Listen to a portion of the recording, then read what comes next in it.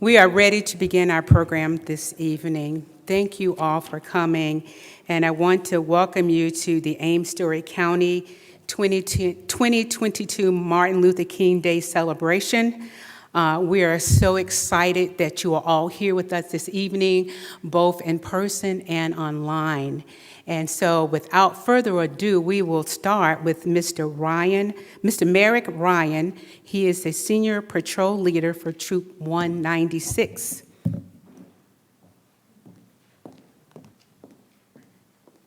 Color guard attention.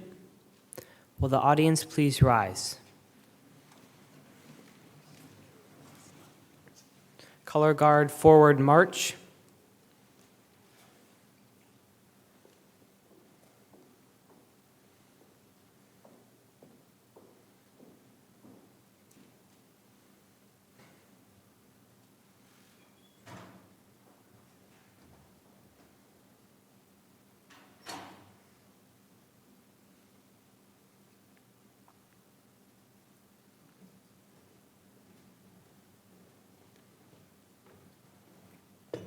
Will the color guards post the colors?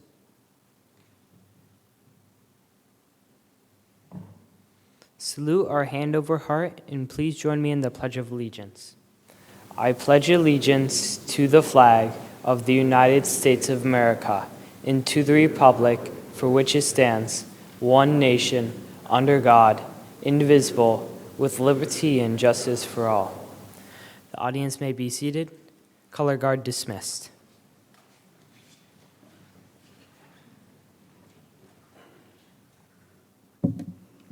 Good evening, everyone. Thank you for joining us tonight. My name is Sabrina Shields Cook. I am the president of the board of directors for the Ames Community School District. It is my honor to gather with you tonight and to welcome you to the Ames Community Celebration in honor of Dr. Martin Luther King, who inspires us still today. We open each board meeting within our district by reading our purpose statement, in which we commit to equity and access that empowers every individual to reach their full personal and educational potential. We know that schools can make critical contributions in teaching the principles of justice, fairness, liberty, honesty, dignity, and truth. And while we recognize that we have not yet met these goals, we also want to acknowledge and thank you for joining with us to make progress towards the future we desire. I'd also like to take this opportunity to invite our community to participate in the development of our equity strategic plan, which is something the district is undertaking right now. Anyone in the community is welcome to participate in that process, and you can find more information on our website or social media. As we start the remembrance today, I want to leave you with this quote from Dr. King. "One day, children from India will ask, 'What is hunger?' Children from Alabama will ask, 'What is racial segregation?' Children from Hiroshima will ask, 'What is the atomic bomb?' Children at school will ask, 'What is war?' You will answer them. You will tell them, those words are not used anymore, like stagecoaches, galleys, or slavery. Those words are no longer meaningful." Thank you again for joining us on behalf of the Ames Community School District.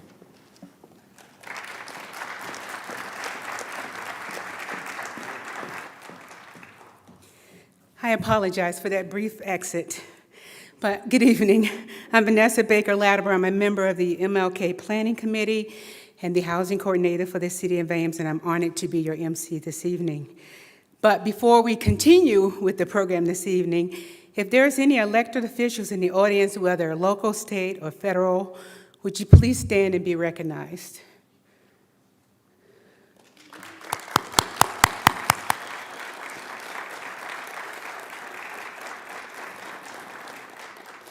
We also like to take a brief moment of silence to just support and recognize our firefighters, our hospital personnel, and other people out there as we work through another year of the pandemic.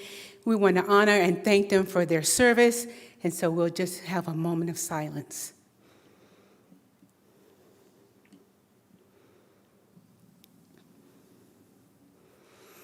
Thank you. History tells us that 2022 marks the 50th anniversary of Dr. King's assassination, and although his death was tragic and violent, he left us a great nonviolent legacy in which to strive to continue to bring greater equality to our community by ensuring civil rights for all people, regardless of their color of their skin. He would have been 93 years old today. The good news is that your presence and participation here in person or online shows that we honor and celebrate what he fought and died for. So on behalf of the MLK Planning Committee, we want to welcome you to this year's event. And next, we'll have the second greeting. Our first greeting, I apologize, was Sabrina Shields Cook, who is the board president of the Ames Community School District. And next, we'll have Latifa Faisal, who is the chair of the Story County Board of Supervisors, followed by Mr. John Haler, mayor of the city of Ames.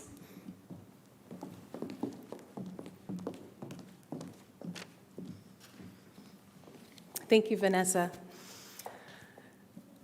Good evening. On behalf of the county, it is my pleasure to welcome you tonight as we recognize and celebrate the life of Dr. Martin Luther King Jr. I spent a lot of time thinking about what I should say this evening.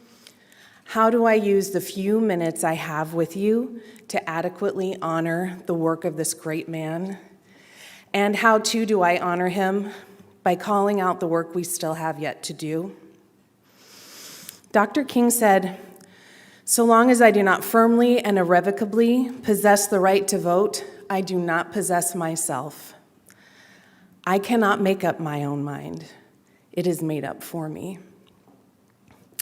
Recently, there have been changes made to election laws in Iowa.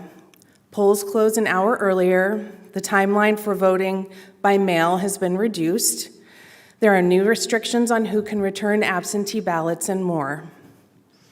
The question is, who will these changes impact most? They will burden the voices of those who already face the greatest obstacles to participation. To quote Dr. King again, "A law is unjust if it is inflicted on a minority that, as a result of being denied the right to vote, had no part in enacting or devising the law." I am not asking you to choose political sides. There's just no way to celebrate Dr. King's legacy without addressing restrictions on voting access, especially when African Americans, people with disabilities, and the poor will be the most affected. I am asking you to get involved. Register to vote. Volunteer at voter registration events. Talk to your elected officials. Participate in NAACP and League of Women Voters events, and help your friends and neighbors to vote. Vote for people who you believe care about you and your family's future. Vote for those people who truly represent you. And if you look around and you don't see anyone like that, then maybe that person is you. Thank you again for being here tonight.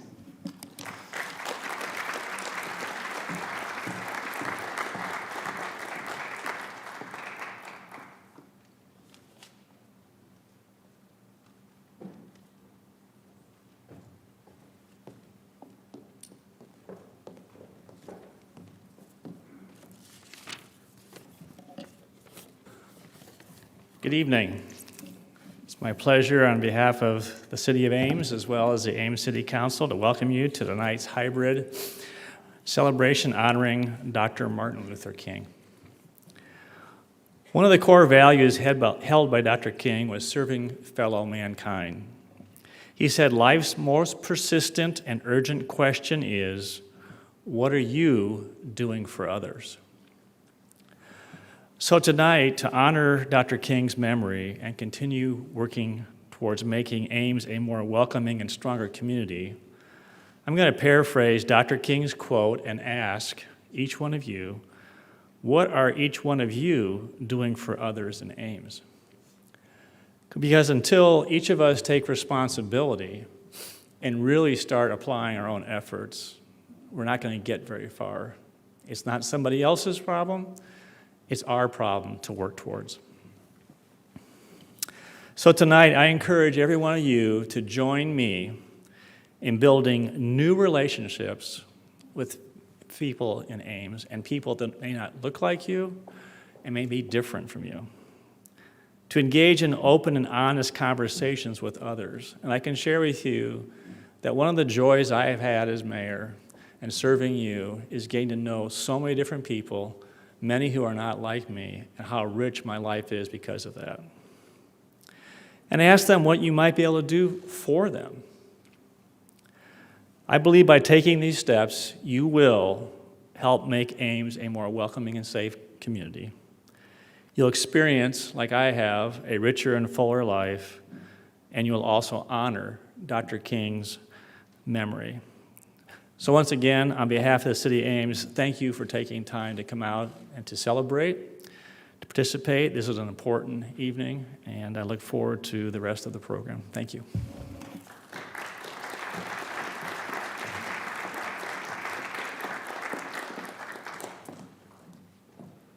Thank you, everyone.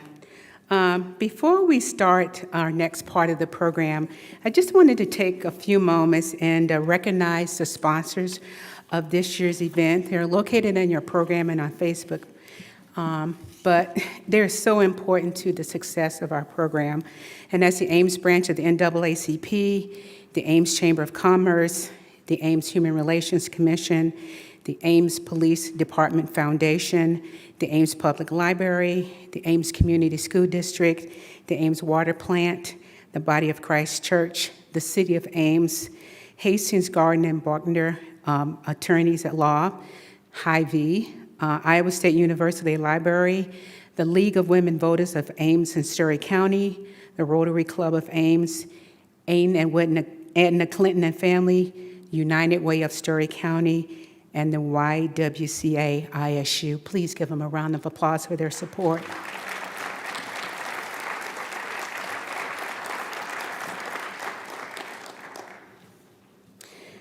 Okay, now you know we can't have an MLK event without our Meeker students, right? They've just been the fabric of our celebration every year.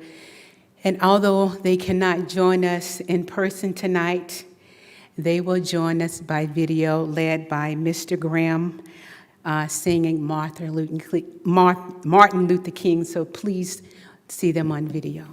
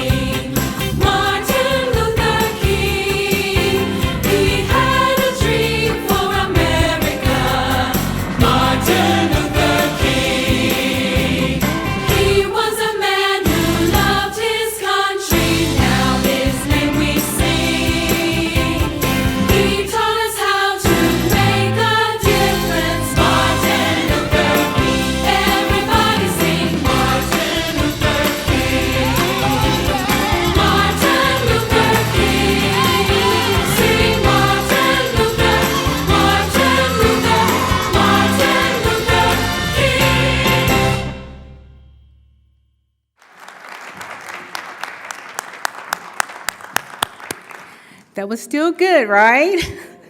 We enjoyed them so much, and we hope we have them in person next year. And they were so just excited about coming in, but hey, we made it through. So we thank Mr. Graham for his efforts in making sure that we had the presence of our Meeker elementary students as part of our program this year. Okay, next on our program is the presentation of our essay contest. This was our second annual essay contest where we invited high school students from around Ames, Story County to participate in the essay contest regarding Dr. Martin Luther King's Birmingham jail letter. And just wanted to hear their reflection on what that meant to them. And so we put it out, and we had a lot of participation this year. We received 16 essays, and we had received 5 last year, so we're really excited about that, that we had so many students participate this year. And part of the program, part of the essay contest is that we had a panel of judges that read each of the essays anonymously. They didn't know what school they were, they didn't know what their names were, they didn't know anything but the essays. And so they were able to read those and then tally up the top 3 winners of the essays. And so we have all 3 essay winners here tonight, and we'd like to bring them on stage. Because of our sponsors, we were able to award the first place $100, the second place $75, and third place $50 gift cards. And so we'd like to present our third place winner. It's Alex Barron. He is a senior at Roland Story. Congratulations, Aaron. Alex.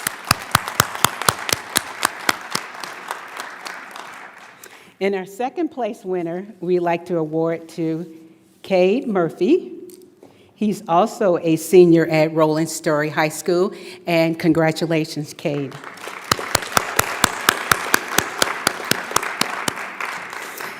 And our first place winner for this year's second annual contest, it's Nathan Ames.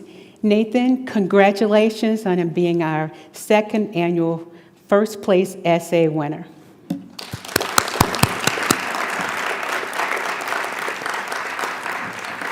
And so we want to give Nathan the opportunity to share his essay with you tonight. So I will turn the podium over to Nathan.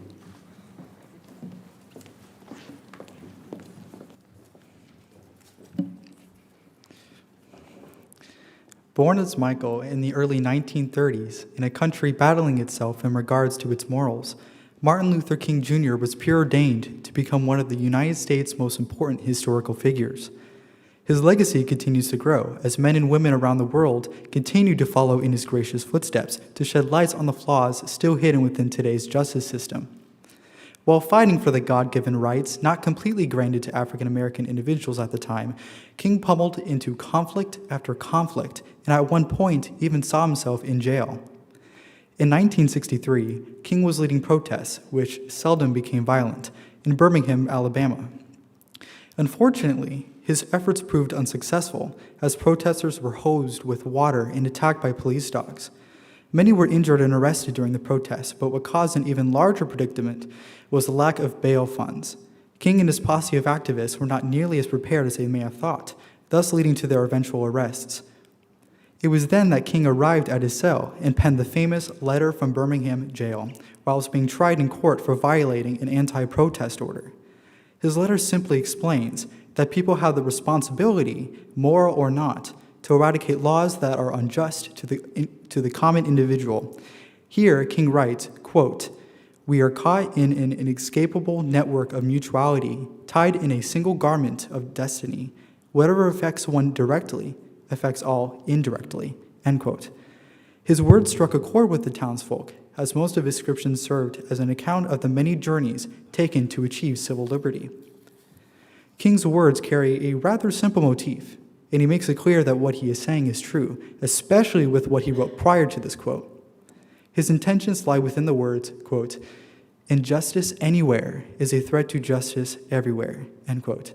This, in layman's terms, simply insinuates that if we, as a collective assembly, differentiate each other based on our physical characteristics, then the differences we emphasize will be our own demise in the future. We cannot think of each other separately from other people around the world, as we are the human race. The actions we perpetrate will affect others, and what others do could or will affect us in the near future. King himself even states that those who reside within the United States should, quote, "never be considered an outsider anywhere within its bounds," end quote. On the other hand, he is not exactly saying that we must simply ignore our differences entirely, but to embrace them, and to simply follow the golden rule. Treat others how you would want to be treated. Seems rather understandable and rational to believe, but according to King's testimony, it was quite the opposite.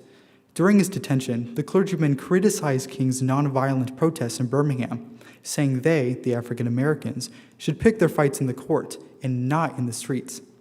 They concluded their rant by explaining that the issues at hand were caused by the outsiders participating in the protests. This eventually led to Martin Luther King Jr.'s letter, which pulls apart and dissects the clergyman's rickety claims against the African Americans. To say that Martin Luther King Jr. made an impact in the civil rights movement is quite the understatement. His endeavors eventually proved successful, as his words shine gold in students' textbooks across the country, and perhaps even the world. Legally speaking, the United States has improved tenfold. Serving as a tangible account of the long journey to freedom, the letter helped influence positive changes to laws that govern common towns and cities. For example, segregation at public water fountains and restrooms in Birmingham was terminated. This in particular may not sound like much, but small steps led to an ample amount of dirty laws being ameliorated to fair, more stable edicts. Moreover, King's letter only represents a fraction of his accomplishments, with some including his leadership in the Montgomery bus boycott, Birmingham protests, and, most importantly, the Great March on Washington, in which he helped lead over 200,000 people in protest of inequality against African Americans. It was then that King spoke his mind and read a 16-minute speech known as I Have a Dream, which, as a result, changed the course of history for people living in an oppressive era.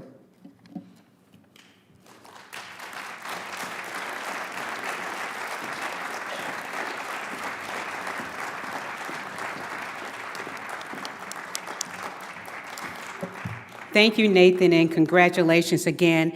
And next year, we hope to have our third annual essay, and we're inviting, again, all of the area high school students to participate. So please look forward to that. We would love to get participation from all of our schools in Ames and Story County, okay? Thank you. Now, the next part of our program is that one of the things that Martin Luther King talked about a lot was that one day that all of us would not be judged by the color of our skin, but the content of our character. And so this next video presentation is something that was just placed on my heart to do, to think about that and his words regarding that. And so this video is called I Have a Dream. And the background music is called New Day, that was written and performed by Peter Thompson and Abdul Muhammad. I haven't had the opportunity to view it yet, but I know we work with a great team, and you're going to really enjoy I Have a Dream.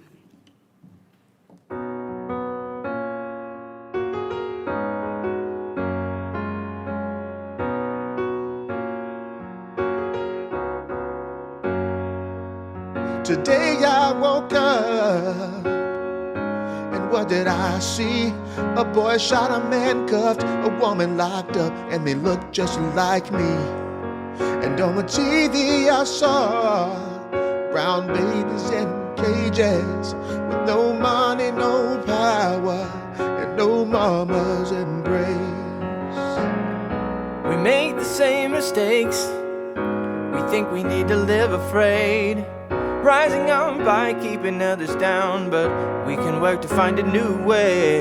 But I also see folks standing up, speaking out and fighting injustice. Though it feels dark now, we won't fear, we'll make it through. 'Cause I can see the dream of a new day living in you, and I can feel the hope of a new day rising in me. But until we get there, let's walk this road together, stand up for each other until we are free. To my brother I promise, while it's still called today, I'll face the sins of my fathers, and I'll go another way. To my sister, I'm with you. I'm committed to see your life with no limits. To you were all that you were made to be. For those a little different by any other name, we're all God's creation, and we love you the same. And to our children we say, hold on, change is gonna come. We'll fight for you. We'll fight for you, and we can do all we can. 'Cause I can see the dream of a new day living in you. And I can feel the hope of a new day rising in me. But until we get there, let's walk this road together. Stand up for each other until we are free. This ain't some feel-good moment. We've got a lot of work to do. Until the promise of freedom is not just for a privileged few. Let's lift up our voice. We need each other now. A better day is coming, and we can show each other how. 'Cause I can see the dream of a new day living in you. And I can feel the hope of a new day rising in me. But until we get there, let's walk this road together. Stand up for each other until we are free. Stand up for each other until we are free.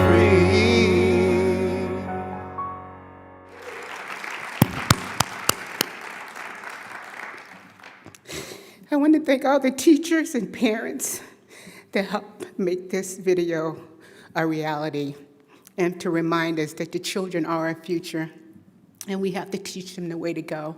So thank you for everyone that participated in that.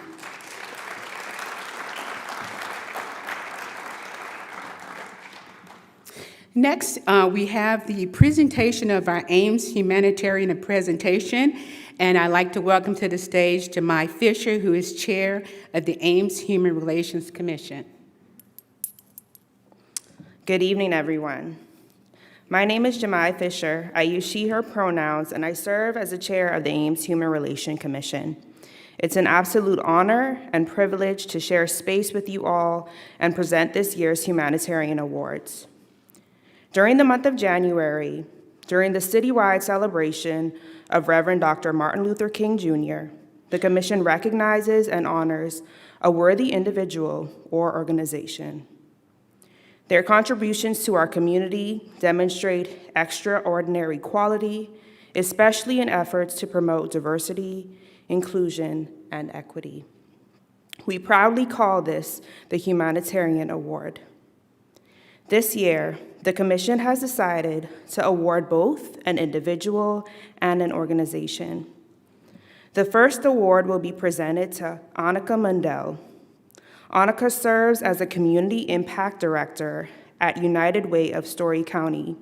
Her nominator wrote, Annika has been promoting understanding between people throughout her entire career.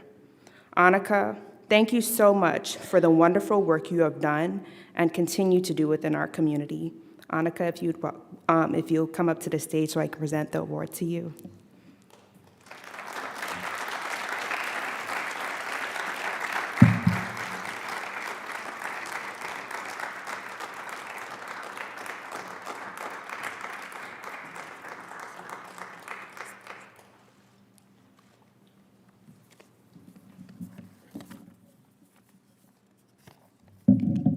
Well, this is one beautiful and heavy award. I'll try not to break it. So thank you so much to the Ames Human Relations Commission for the real honor of this award, and to the MLK Day Committee for figuring out a way to make this go in spite of Omicron. Thanks also to our nominators, and I'm speaking here on behalf of myself and the Immigrant Fund, the other recipient, as I'm involved with the Immigrant Fund. Specifically to the Ames Interfaith Refugee Alliance and Jean Cressy for their gracious and apparently compelling nominations. Thank you also to St. Cecilia Parish and Business Office for being willing to be the nonprofit sponsor of the Immigrant Fund Initiative, and for all the work involved in that role, and also to the United Way Board and staff for their continuous support of my involvement with the effort. Of course, I need also to say thank you to my family, those who are near, and they don't normally have to claim me because we have different last names, but Max Elio and Nico Viatori, and my family far away who have always supported my lifelong passion for social justice, though it is certainly not an economically lucrative way to go. And also really to my parents and my family. For those of you who aren't aware, I was raised in a bicultural and bilingual family. My father is a displaced person from war-torn Europe. And so many of the experiences that I carried into this work come from my upbringing. Above all, however, many thanks are really due to Story County. First, to the 24 community members who joined me back in March 2020, sharing the same concern about immigrants' well-being in the pandemic and volunteering countless hours to make the Immigrant Fund possible. And you'll meet some of them here shortly. Nancy, Susan, and David are here tonight. These good-hearted folks gave their time and passions as trusted multilingual caseworkers, as landlord liaisons who hunted down rental verification forms, as donor thank you card writers, as grant writers, as financial collaborators, as spreadsheet keepers. I think you get the idea. As an idealistic youth, I had a quotation posted above my desk that said, "Never doubt that a small group of committed individuals can change the world. Indeed, it's the only thing that ever has." And I think the Immigrant Fund Committee is a shining example of the truth of this statement. And secondly, thanks are due, again to Story County, to the over 400 individuals and organizations, and beyond, actually as far away as New York and Oregon, that heard of the unparalleled need of immigrants and refugees in our community during the pandemic. And they responded by making donations of all sorts and all sizes, $10 from a piggy bank to full stimulus checks. Without these contributions, it would not have been possible for us to provide an astonishing $374,235 in rent and utility payments to keep folks housed.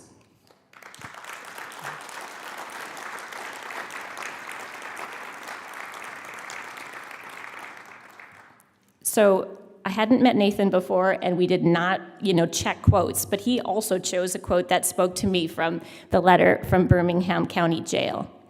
Reverend Dr. Martin Luther King wrote those timeless words, "We are caught in an inescapable network of mutuality, tied in a single garment of destiny. Whatever affects one directly affects all indirectly."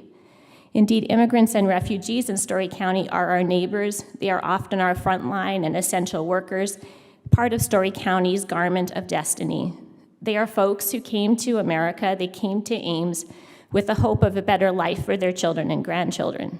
Many were fleeing violence, wars, and abject poverty, and for the sake of the next generation, they took a chance on this country, took a chance on this community, where the language, the cultural traditions, the foods, and so on are unfamiliar, a country that is thousands of miles, often oceans away from their loved ones. So while my family's experiences are distinctive from those of immigrants and refugees today in Story County, I do know with absolute certainty that moving to a new country takes unbelievable courage. So thank you, Story County, for showing our network of mutuality, for demonstrating compassion, and in doing so, exemplifying what we can be and should be, welcoming and inclusive. This this award is truly yours as much as it is mine or ours. So onward for 22, Story County, thank you so much.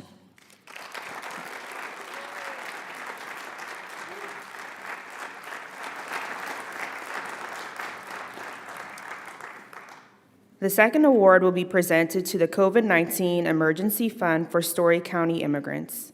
Annika talked a lot about that great work, and so I have my little summary here, but I think she did a way better job than I would have in talking about the great work that they've done.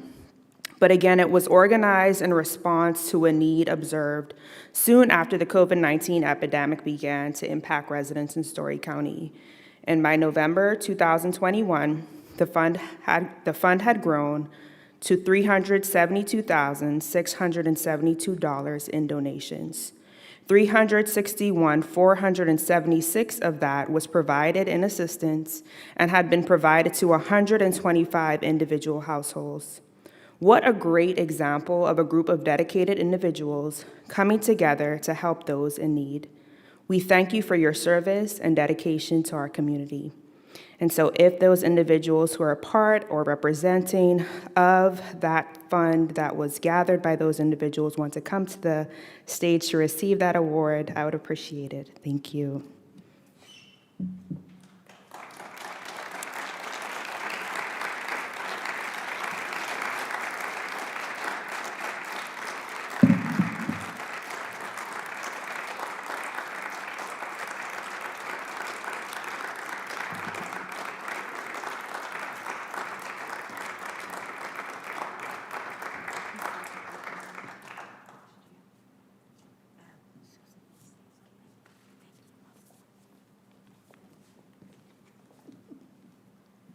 Just found out I'm supposed to say something.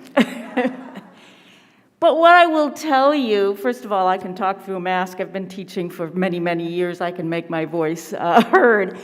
One thing I really would like to say is that this fund paid rent and utilities for this huge number of families, which was incredibly helpful to them, and many of them have told me how they don't know how they would have done it without this fund. But it also, and I heard this over and over, it made them feel that they were seen and honored as fellow human beings and parts of this community, which is something vitally important. And I just want to thank the community of Story County for this incredible outpouring of support in a time when many of us have felt sort of hopeless about what's going on in the world. This, for me and for many of us, was incredibly affirming of the human spirit, as our help was incredibly affirming to the refugees and the immigrants that we helped of their humanity and their membership in our community. So thank you to this community and for the love that you have shown to your fellow neighbors.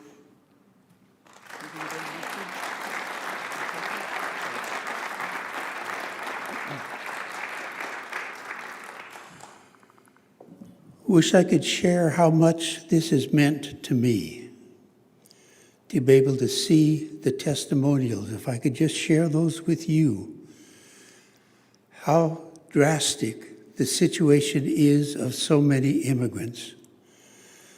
The committee was limited to rents and utilities, and the caseworkers would come in and say, yes, but we have to get them a phone. We have to get them this and that. They need it, but we stuck to the rent and utility to stretch the money.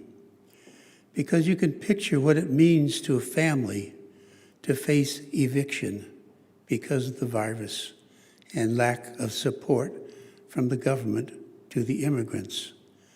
To be out in the street, have nothing with you, and who's going to rent to you once you've been evicted? The letters of testimonial are so heart-wrenching. This committee did wonderful work. I was pleased there to be able to applaud for them. Thank you. Thank you and congratulations. Next on our program is the introduction of our keynote speaker tonight, Dr. Jeffrey W. Johnson.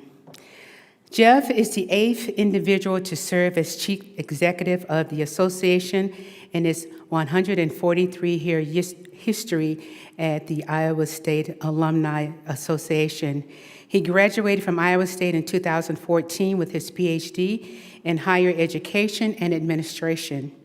He grew up in Collins, Mississippi, married his 6th grade sweetheart, Peggy, and together they have 2 children and are the very proud grandparents of 2 grandchildren. There is so much I could share about to Jeff tonight. but I want you to take full advantage of his bio. So for more information, please, on his impact and his accomplishments in this community, please visit our Facebook page and our website for a detailed bio.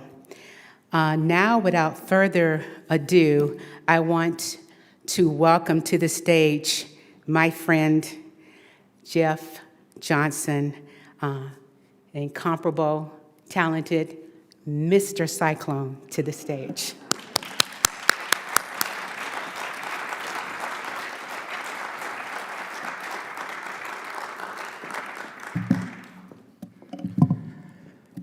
Well, good evening, community. Thank each of you for joining us in person and online. Thank you for setting aside time in your evening to be a part of this important event. Thank you also to the members of the Ames Community 2022 Martin Luther King Jr. Day Planning Committee for inviting me to participate in this year's Dr. Martin Luther King Jr. birthday celebration event. Finally, I know that for some of you, I am standing between your evening meal or favorite television show, or maybe even sporting event or a combination thereof. So I'll jump right into my remarks. As I contemplated how best to express all I wanted to say this evening, I kept coming back to the fact that Dr. King wanted all of us to love this country. He knew that for this to happen, we would have to find a way to also love each other. He knew that to hate was easy, but to love, on the other hand, would take work, commitment, and sacrifice. Now, many of you know that I am not fully myself, absent of my faith in God. Therefore, it is God's heart you will hear from me tonight. If I were to speak from my flesh on this subject, it would cause me to be unlovable. So God graciously has chosen greater for me. Such an attitude and a conviction also guided Dr. King's life. Like Jesus, he was able to stand in this world, withstand man's hatred, and carry out his Father's call on his life. Committing to loving one another is the only way any of us, regardless of our hardships or successes, will ever get through this earthly life.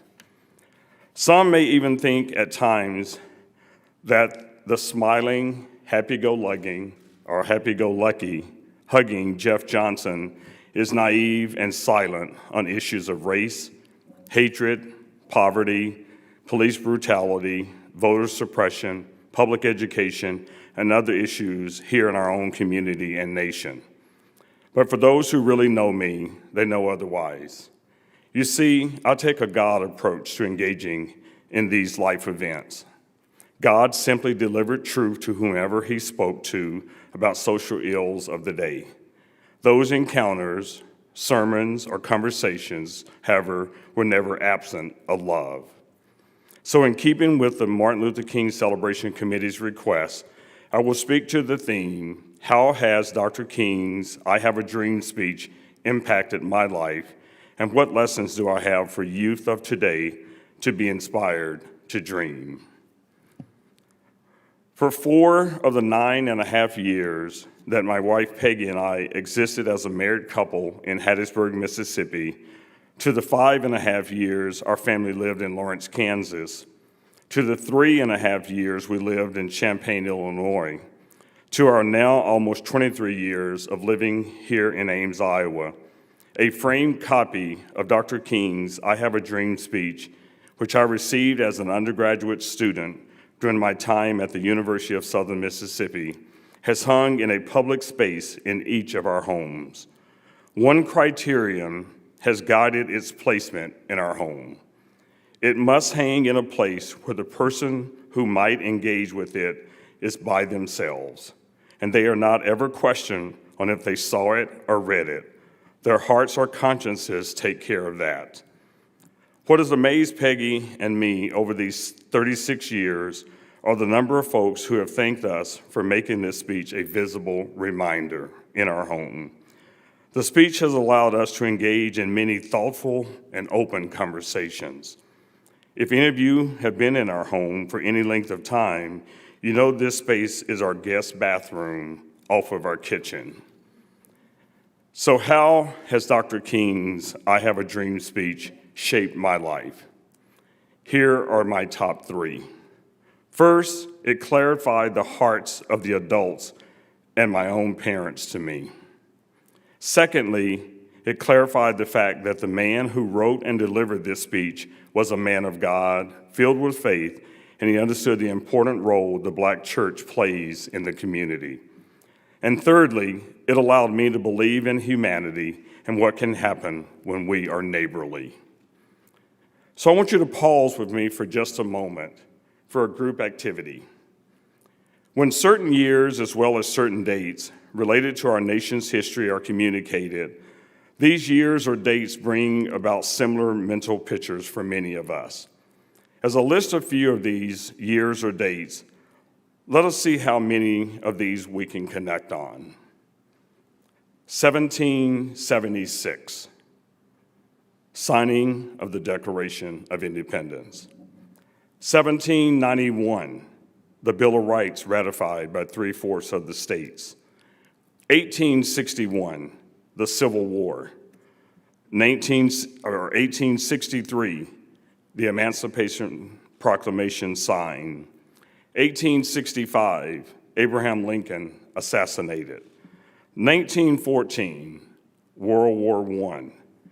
1939, World War II. 1941, Pearl Harbor bombed. 1963, Dr. King delivered his I Have a Dream speech on the Lincoln Memorial in Washington, D.C. But also John F. Kennedy was assassinated, and I, Jeffrey Wayne Johnson, was born in Laurel, Mississippi. I know all of you had that mental picture. Then there are the 9/11 attacks, and most recently, the COVID-19 outbreak of 2019, and then the Capitol riot of January 6, 2020. So as I stated earlier, Dr. King's I Have a Dream speech clarified the hearts of adults and my own parents to me. One's childhood is important, as these are the formative years. The life experiences of these early years can positively shape us or negatively scar us. Early on in my childhood, I can remember vividly my father expressing hope for us as his children and our generation. My dad had a saying that some of you have heard me talk about or read some of my writings on it. From early conversations that we had with me, he constantly stated that it was important for me as the baby of my mom and his 10 children to live my life from a place of luggage, not baggage. When I was growing up, between 1 and 6, I didn't see the signs that read coloreds or whites only. Plus, conversations about race must have been silenced because I don't remember hearing them. Our elementary school was in our community and located next to a Black church. The school was not integrated, and no one talked about why it was not integrated. But our junior high and senior high schools were integrated. My brothers and sisters and I could take any seat on the school bus. White parents, now that I remembered it as I was preparing these remarks, drove their kids to the elementary school. I thought nothing of it in elementary because my dad did the same when situations deemed it necessary. I'll pause here to insert that necessary means that we had one opportunity to miss the bus, and it better not happen again. As my siblings and I got older, we began to realize that much of our rearing was a bit different from that of others in our community. Our parents had elected to believe that America would one day respect and treat Blacks and their offsprings as full American citizens. This expressed the baggage of society and our hometown that my father had kept from us. This further exposed the hearts of adults on the issues of race. I later learned that the luggage, not baggage comment was my dad saying it was his responsibility to not burden his children with the cares of the day. He later told us that if we kept our noses clean, held firm to our personal dreams, worked hard, did our schoolwork, treated people right, trusted in God's provisions for us, stayed out of trouble, and not get bogged down with the social ills of the day, we could chart our futures. I was a child. I was part of his hope. I learned later, without my dad telling me, that Dr. King, in a big way, had shaped my dad's thinking and that of many other adults.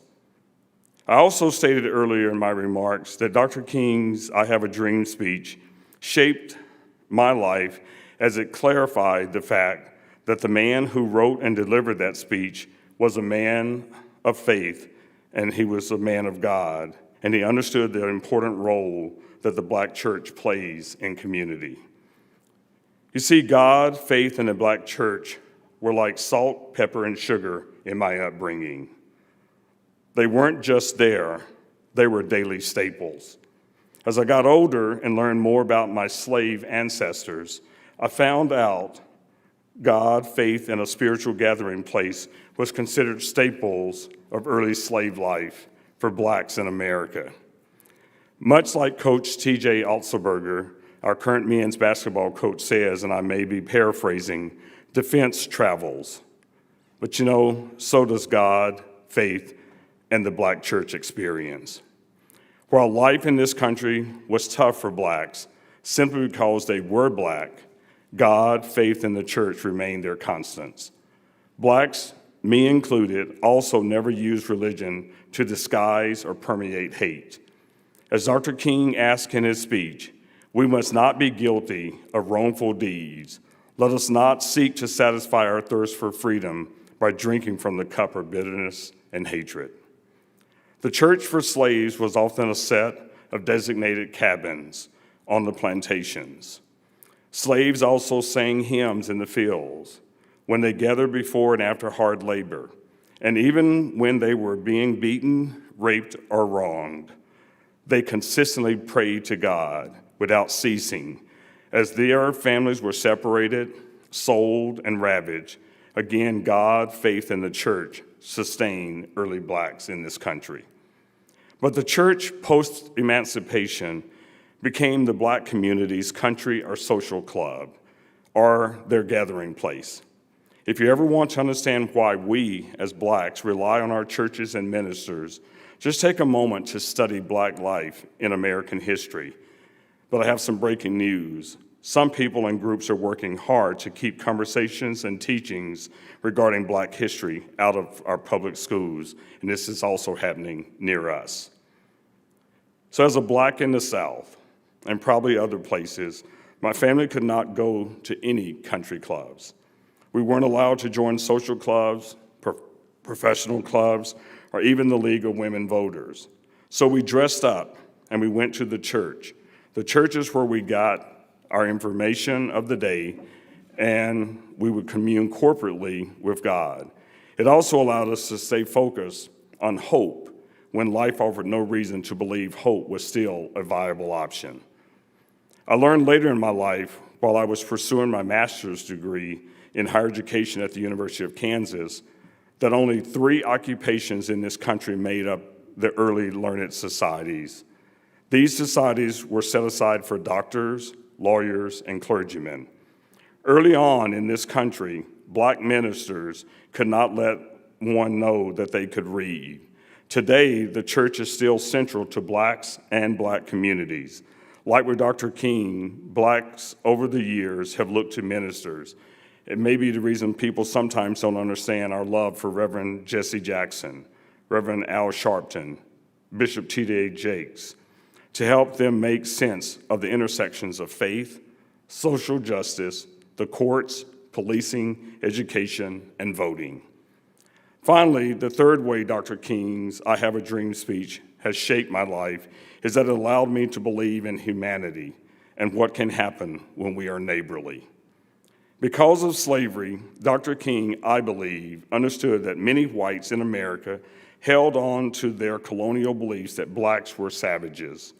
Plus, before the Emancipation Proclamation, whites never intended to free slaves. And if they were to be freed, these same whites didn't expect these freed slaves to remain in America or survive on their own. So keep in mind that whites had an immigration or an Ellis Isle story. They came to America just as other immigrants did and still do today, looking for a better life. Some would say because of these factors, some whites even today refuse to see blacks as truly and fully American citizens. Because of this mentality, this would mean that I and my American-born children are viewed as non-citizens to some whites. But like my dad, Dr. King spoke to being neighborly throughout his life. I have a dream speech. To our young people of today, keep that hope alive. Find faith in something positive. Know that God cares for you. Commune with others and acknowledge all human beings you encounter, regardless of their race, gender, or station in life. And if you really want to make our world kinder, look all human beings in the eye, give them a smile, and then greet them with a hi, a hello, have a good day, etc. These Trinity actions, eye contact, a smile, and a greeting, do not add or subtract 1 second from any of our days. As to the latter point, don't get caught up either in the fact that some people may not acknowledge you back. Own the mental rest that will come to you knowing that you did a good act and you own a clean conscience. So I challenge all of us to examine our cultural biases and stereotypes.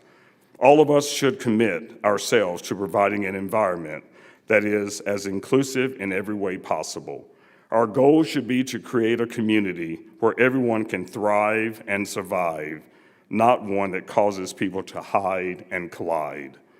Against the backdrop of the rapid diversification of our world, it is my belief that many of us did not see diversity happening this soon in Iowa or in our nation. In a way, it has snuck up on us. Since the Emancipation Proclamation, the Civil Rights Movement, Dr. King's speech, Obama's election, President Trump's one-time presidency, and the insurrection, American citizens, especially blacks and whites, still struggle to talk about race and deal with differences. Many, I believe, even think we can live here together and not actually see each other. Most of our children have shown us how beautiful all of humanity really is. However, make no mistake, many others over the years have been re-entertaining old attempts to desegregate all over again. Dr. King's belief that we are brothers and sisters is still possible to be lived out, and as I said, we refuse to believe that the Bank of Justice is bankrupt. He later stated, "Now is the time to lift our nation from the quicksands of racial injustice to the solid rock of brotherhood." We can make the unfinished work of his dream a reality, especially in matters related to voter suppression, white supremacy, hatred, and poverty. Again, Dr. King's faith-filled hope still exists today, even though recent politics and attitudes make this dream a steeper hill to climb. I'll end by sharing that on March 1st of this year, I will turn 59. On August 28th of this year, Dr. King's I Have a Dream speech will also turn 59. I have a dream that we will be celebrating the fulfillment of what it means to be true citizens of these United States of America. And so in the words of Lester Holt of NBC Nightly News, take care of yourself and each other, and good night. Thank you.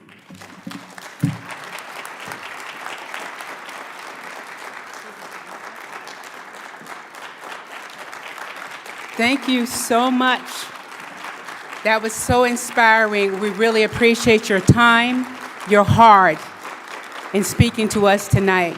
Dr. Jeffrey W. Johnson.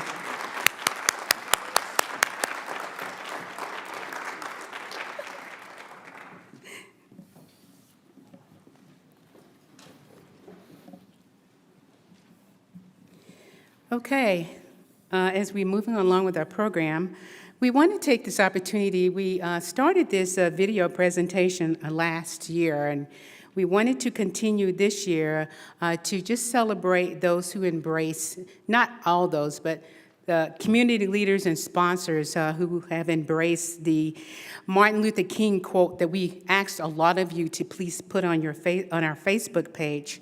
So right now we're going to have that Mlk video presentation. The background music is written and performed by Pastor James Huey. You know, we're fortunate for our Mlk event. We've had 2 exceptional songwriters to write songs specifically for our celebrations. And so this is that second song that will be presented as part of this video.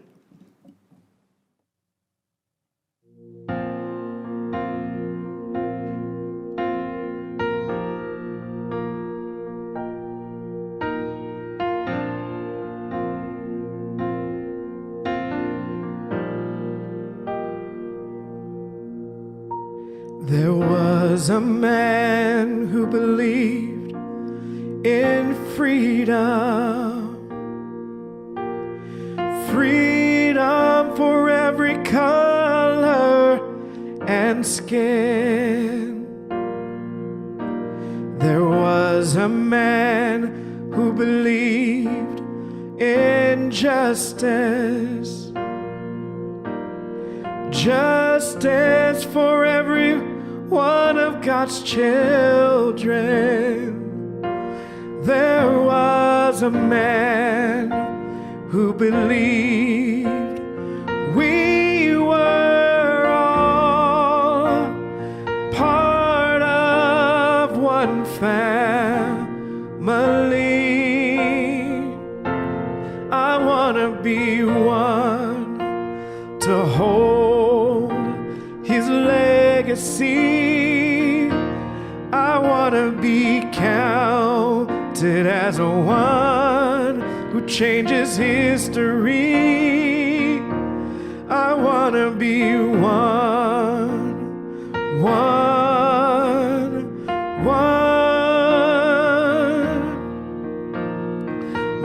who helps let freedom ring. I want to be one.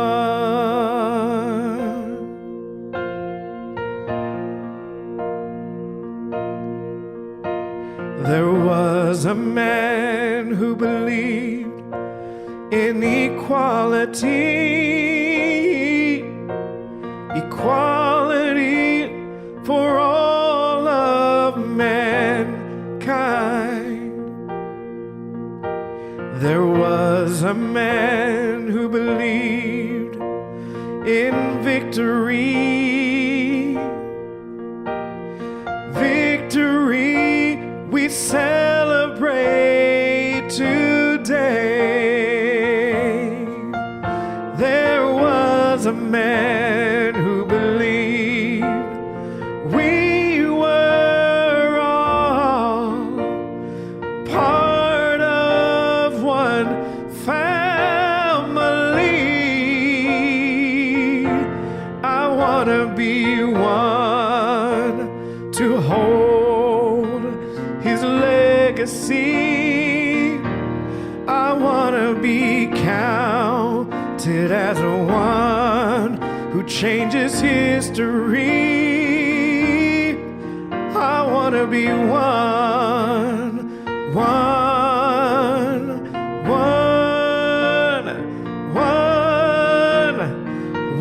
who helps let freedom ring. I want to be one to hold his legacy. I want to be counted as one who changes history. I want to be one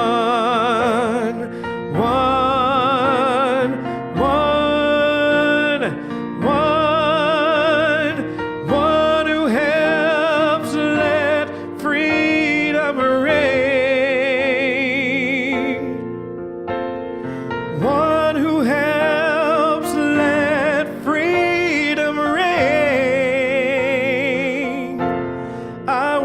be one.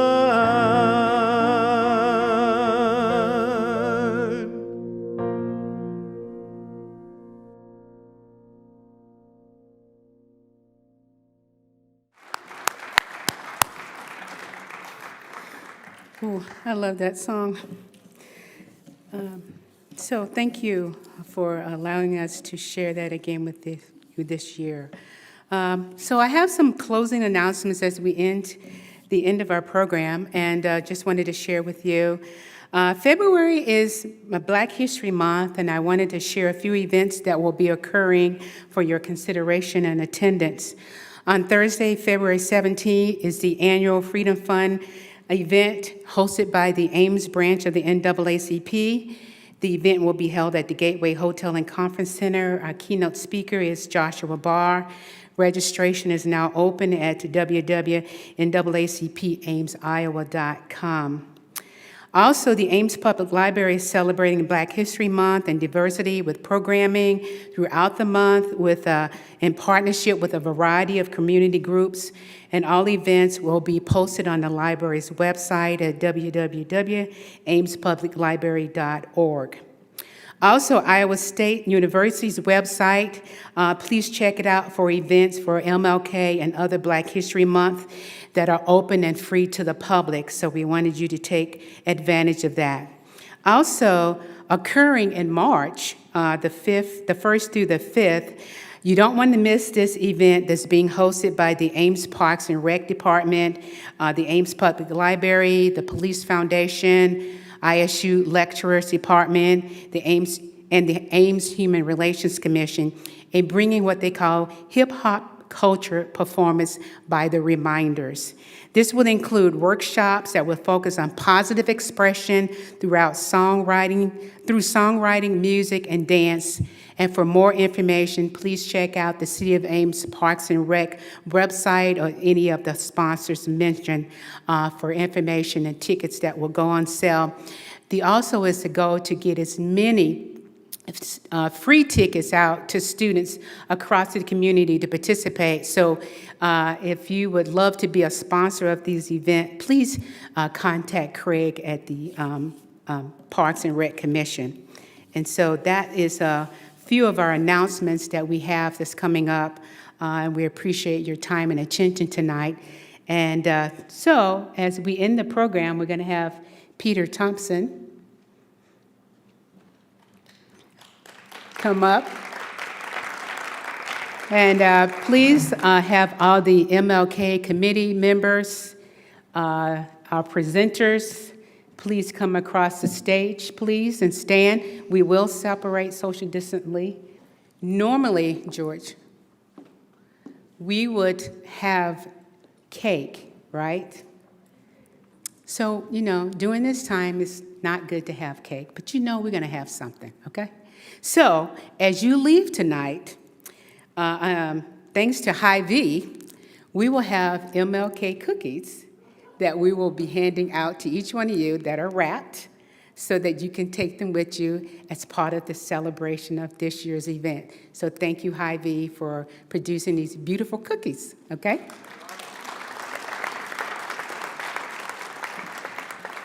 All right, so let's all stand together and sing We Shall Overcome, performed by Peter Thompson. Thank you all for coming. I want you all to be safe, and we just continue to celebrate each other in our community using Dr. Martin Luther King as our guide, and have a great evening.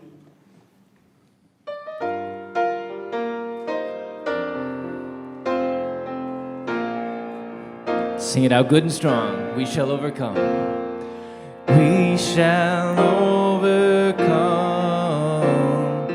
We shall overcome. We shall overcome someday. Oh, deep in my heart, I do believe we shall overcome someday.